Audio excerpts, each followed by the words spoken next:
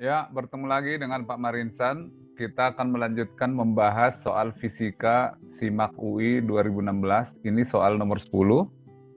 Ya, terdapat sistem dua cermin datar, yaitu cermin B yang berhadapan dengan cermin A dan membentuk sudut 30 derajat. Ya, ini misalkan cermin B ya, cermin B, terus 30 derajat. Ini cermin A, ya.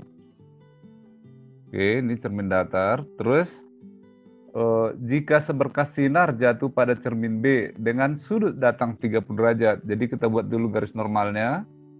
Set, ya. Terus sinar datangnya 30 derajat terhadap garis normal tentunya. Jadi ini 30 derajat sudut datangnya, ya. Lalu dipantulkan pada A. Sinar akan dipantulkan oleh A dengan sudut 60 derajat. Lihat, ini dipantulkan ke sini ya. Kalau sudut datangnya 30, hukum pemantulan sudut pantul sama dengan sudut datang. Jadi 30 derajat. Oke? Nah, apakah cermin A ini akan memantulkan 60 derajat? Kita lihat ya. Ini garis normal tentunya sudutnya siku-siku. Jadi ini dengan ini 90, ini 30, berarti ini 60 derajat. Oke. Ini sudut antar dua cermin 30. Ini segitiga sudutnya berapa? 180 kan? Ini 90, berarti ini persis tegak lurus.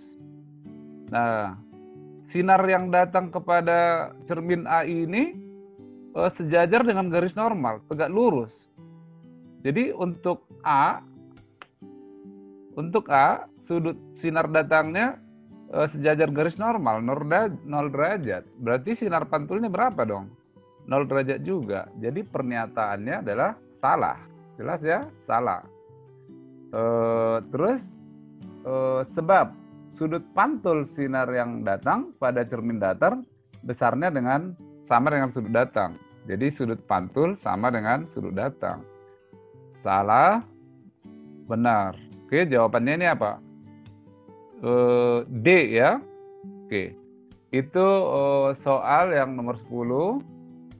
Mudah-mudahan kalian sangat paham. Kita lanjutkan ke soal berikut. Ya, kita lanjutkan lagi ke soal yang kedua, soal nomor 11 2016. Perubahan fluks medan magnet yang melewati permukaan lingkaran kawat akan menghasilkan gaya induksi maksimum jika arah keduanya sejajar. Oke, gini ya. Jadi ini adalah lingkaran kawat. Oke. Nah, terus fluks magnet ini set ya. Nah, tapi kawat ini sedang berputar. Kita ambillah porosnya di sini. Dia sedang berputar. Jadi fluksnya berubah setiap waktu. Oke, kalian ingat rumus flux listrik ya? Apa itu flux? Flux adalah jumlah garis gaya magnet yang menembus suatu bidang dengan tegak lurus, atau kalau dirumuskan itu adalah B kali A cosinus theta, gitu ya.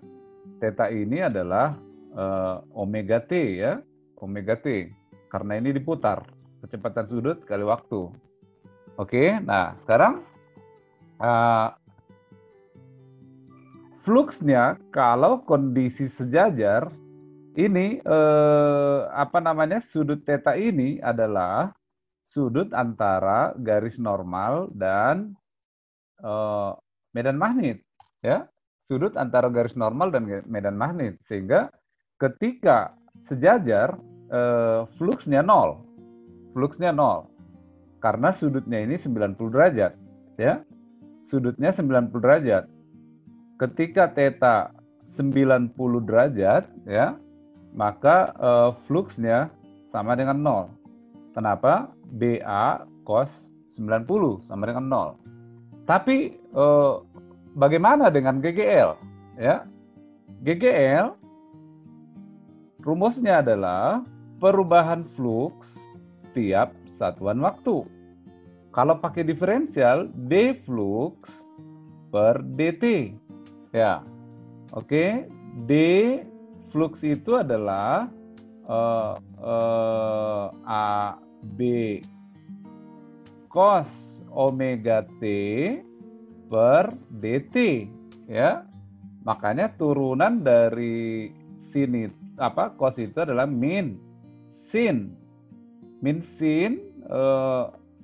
omega T gitu ya, kali AB omeganya 1 per omega ya. Jadi bisa kita tulis ini min GGL sin omega T gitu. Atau min GGL maksimum gitu. GGL maksimum sin omega T atau omega theta. Omega theta. Ya, paham ya? Jadi apa kesimpulannya? Ketika ketika ini sejajar, maka sudut antara medan magnet dengan garis normal itu tegak lurus. Ya, sudutnya 90 derajat. Sin 90 sama dengan 0. Sin 90 sama dengan 1. Jadi maksimum. Jadi justru ketika sudutnya sama dengan 90 derajat, kesimpulannya GGL adalah maksimum. Jadi pernyataannya itu betul, ya. Jadi ketika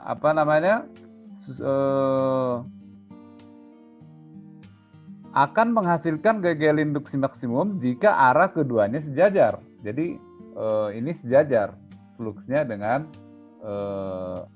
lingkarannya. Oke, jadi betul ya? Betul.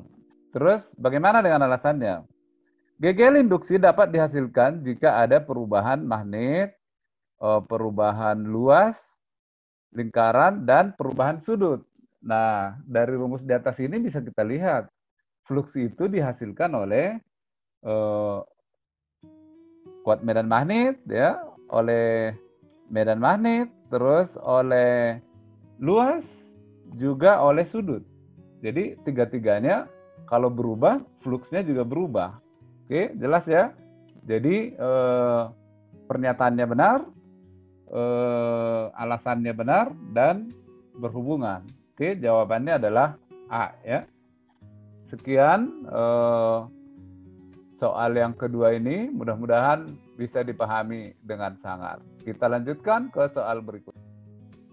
Oke, kita lanjutkan ke soal yang ketiga. Ini soal nomor 12 ya. Radar menggunakan gelombang elektromagnet untuk mendeteksi suatu objek. Oke, terus alasannya gelombang elektromagnet terdiri atas komponen medan listrik dan medan magnet. Oke, coba kita bahas ya. Jadi radar itu, ini misalnya permukaan tanah ya, permukaan tanah. Terus radar ini mau mendeteksi apakah ada musuh gitu atau ada pesawat di atas sana. Nah, ini misalnya pesawat ya. Nah, ini pesawat. Terus radar ini memancarkan gelombang elektromagnet gitu, gelombang elektromagnet. Terus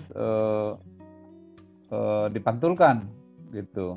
Oke, dipantulkan, ditangkap lagi di sini gitu. Nah, kenapa harus gelombang elektromagnet? Gelombang elektromagnet itu adalah sama dengan cahaya. Cahaya juga gelombang elektromagnet, jadi kecepatannya sama dengan kecepatan cahaya.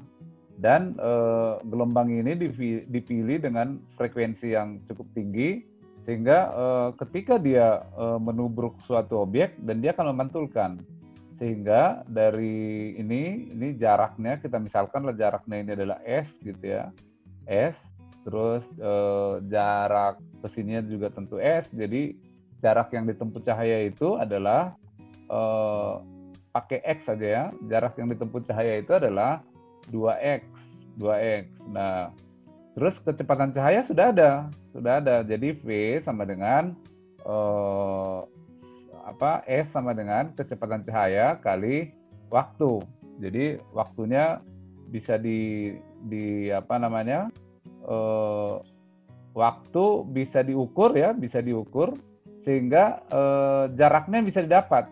Jarak ini bisa didapat. Jadi radar ini bisa mendeteksi jarak objek yang diteliti dalam waktu tertentu gitu. Nah, selain cahaya tidak ada yang lain. Mau pakai apa misalnya gelombang suara terlalu lambat. Sekarang sudah ada pesawat yang kecepatannya melebihi kecepatan suara, nggak bisa mendeteksi. Jadi satu-satunya yang bisa membuat alat untuk radar untuk memantau suatu objek yang sangat jauh adalah gelombang elektromagnet. Jadi pernyataan ini betul ya, radar menggunakan gelombang elektromagnet untuk mendeteksi suatu objek. Kalau dibikin gelombang yang lain nggak bisa, hanya gelombang elektromagnet yang memungkinkan. Oke ya, terus berikutnya pernyataannya.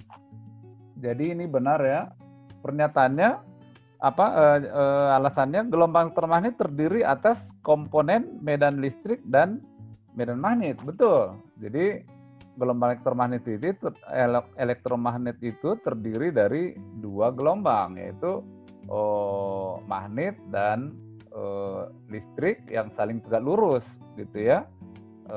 Makanya namanya elektromagnet. Tapi apakah pernyataan dan alasannya ini berhubungan? Kelihatannya tidak ada hubungan ya. Apakah karena magnet dan listrik sehingga dia jadi radar? Enggak juga ya. Jadi jawabannya adalah benar-benar tidak ada hubungan. Jadi apa ini jawabannya? Benar-benar tidak ada hubungan berarti B ya. B jawabannya. Oke, sekian 3 soal yang kita bahas hari ini. Semoga bermanfaat dan kalian semakin pintar. Terima kasih. Berikut.